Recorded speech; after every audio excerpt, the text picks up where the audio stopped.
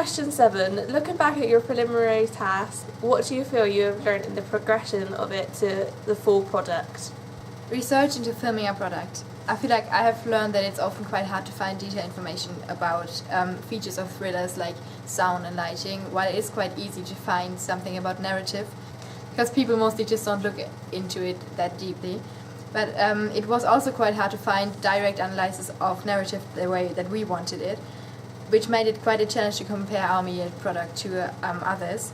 But we learned that it is quite easy to use the platform IMDb, because it's a good place to start and gives a nice insight on actors, distribution companies, etc. Yeah, I think it was like quite hard to find the target audience for different films that are similar to ours, because like you said, like websites don't say exactly what their target audience is. It takes a lot of research in. So like for a film that we did, like Silence of the Lambs, yeah, finding like their target audience and then everything concerning that, like why they use a specific character or something, is really hard to find. So then using IMDb, I could understand the conventions of what needs to be in for a certificate. So we decided that we wanted the certificate for our movie to be 15, purely because of the fact that language, like strong language, could be used, but only if it was using content. So only if it fit the scene at the time. It couldn't be used like out of the blue or anything like that. And then horror and gore, it could be shown, but not like it couldn't be shown for a long period of time.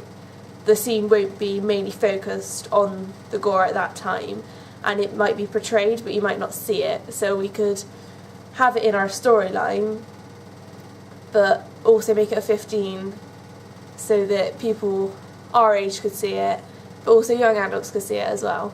So that widened up our target audience really, didn't it? Yeah. Yeah. It did. Concerning the storyboard, I feel like I've learned that a prepared storyboard is the key to a good production, because without it we wouldn't have been able to like arrange our shots the way we wanted it. We probably would have mixed up the order while editing. But I also learned that sometimes it's not possible to film exactly the way we planned it when drawing our storyboard, because, for example, due to location problems like backlighting or anything, so there are changes that will have been made in the place while you are filming. Yeah, it's just... And the storyboarding in the beginning isn't always easy as the things. Like, it could come across really clear to us, but then other people, like our teacher, was trying to say, like, what actually is this? Even though it was clear to us, we didn't understand it. It was not clear to other people because we're not the best drawers, so... But, yeah, it did really, really help us to know what we were doing on the day so we could get it done effectively and quickly. So that helped us and our actors, so they could know when they were doing a scene and what order they'd go in, so it made sense to them, so they could understand the storyline of it, instead of, because we were filming our scenes all out of sequence, so for them to know what the storyline was and how it flowed, it was a lot easier for them as well, wasn't it? Yeah, it was. Use of locations, we were lucky because we could film at the location that we originally planned to, and we really liked filming at the harbour side, because somehow we wanted the water to be like in the background, to like be omnipresent and kind of representing danger, because there's always the thing that when you walk along the harbour side you could fall into the water, so it's kind of not a dangerous place, but if you think about it, it has like people associate water as like a dangerous place. Yeah. So we like that.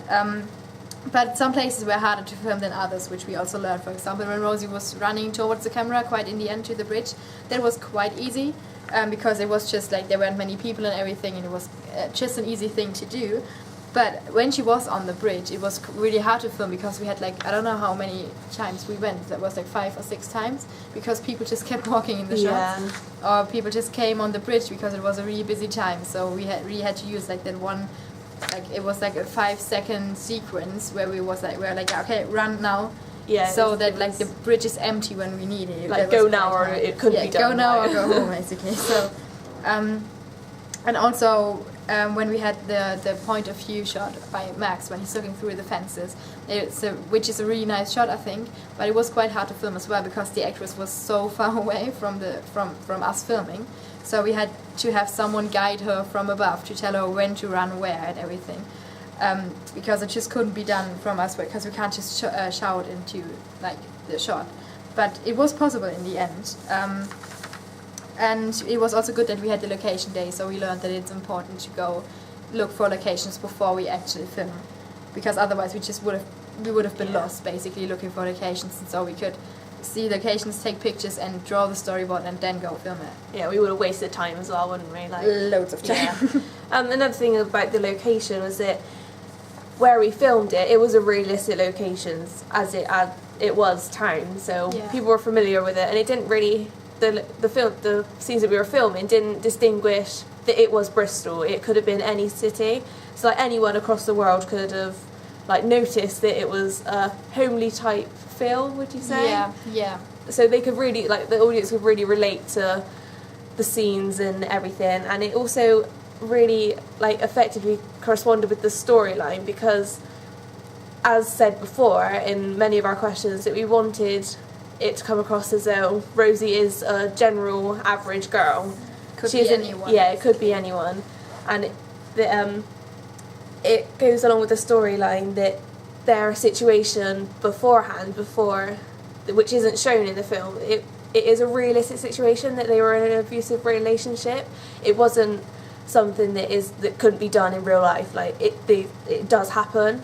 So that's what we wanted to get across, that like, it is a general situation. It could happen to anybody. Yeah.